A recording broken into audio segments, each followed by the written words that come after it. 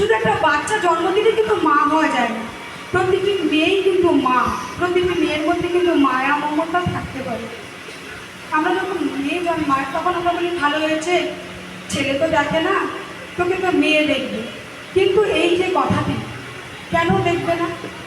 আমরা প্রত্যেকে এই শপথ নিতে পারি না। বিশেষ করে আমরা সৎসঙ্গীরা দেখে দিতে পারি না। আমাদের ঘরের শ্বশুর শাশুড়ি কখনো যাবে না আশ্রমে।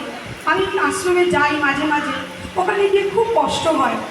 যখন বৃদ্ধদের দেখি তখন মনে হয় কেন এরকম কেন হবে। তা আমাদের মধ্যে সেই চেতনাটা কি জেগে উঠতে পারে না যে আমরা যেন প্রকৃত মা হয়ে উঠতে পারি, আমরা যেন সবার কষ্ট দুঃখ বুঝতে পারি। আমাদের মায়েদেরও যেমন উচিত একটি সংসারে গিয়ে প্রথম শ্বশুর শাশুড়ি সবাইকে আপন করে নেওয়া, তেমন ওই ঘরের যে মা অপরিবর্তে যে শাশুড়ি মা থাকবে তারও উচিত ছোটো বৌমাকে মানিয়ে নেওয়া উচিত। তাহলে কী হয়, দুজনের মধ্যে যে আন্ডারস্ট্যান্ডিংটা খুব ভালো হয়। দেখো আমি বলছি যেটা, যদি মনে করি যে আজকে আমার মেয়েকে পাঠিয়েছে শ্বশুরবাড়ি, আমার মেয়ে ভালো থাকবে, ঠিক সেরকমই তো অন্যের ঘরের মেয়ে আমার ঘরে যখন আসবে তখন তো আমারও উচিত তাকে ভালো রাখা। তাই এই শিক্ষাটা যদি আমরা নিতে পারি তাহলে কিন্তু আমাদের মধ্যে এই বিবাদ ঝগড়া ঝামেলা হয় না। আচ্ছা, মা কখনো শাশুড়ি কখনো মা হয় না, বৌমা কখনো মেয়ে হয় না, কিন্তু বান্ধবী তো হতে পারে।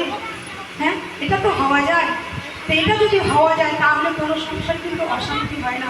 আর প্রকৃত মা যে আমরা, সেটাই আমরাই পারি প্রমাণ করে দিতে যে আমরা মা।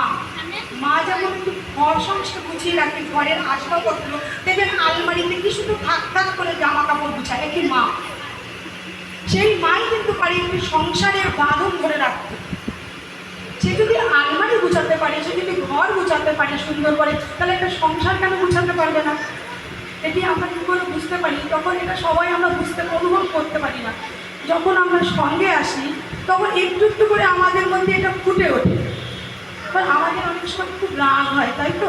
কিন্তু যদি আমরা মনে করি না আমরা ঠাকুরের সন্তান, আমরা রাগ করবো না, আমি সকালবেলায় বলছিলাম যে আমরা ঠাকুরের সন্তান, আমরা রাগ করবো না, এই কথাটা যদি আমাদের মধ্যে বারবার ফুটে ওঠে তাহলে কিন্তু আমরা রাগ থেকে দূরে থাকতে পারবো। আর রাগই হচ্ছে সংসারের মূল কারণ। একটু কিছুতেই যদি রাগ হয় তাহলে কী হবে, স্বামীকে নিয়ে চলে যাবে। এইটা ঠিক না। আমাদের প্রত্যেকের মা এবং শাশুড়ি দুজনকে, মেয়ে বউ এবং শাশুড়ি দুজনকেই মানিয়ে নিতে হয়, তাহলে একটি সংসার খুব সুন্দরভাবে গড়ে উঠতে পারে। তাই আমাদের সবার কাছে এটাই যে আমরা যেন প্রকৃত মায়ের সন্তান হয়ে উঠতে পারি।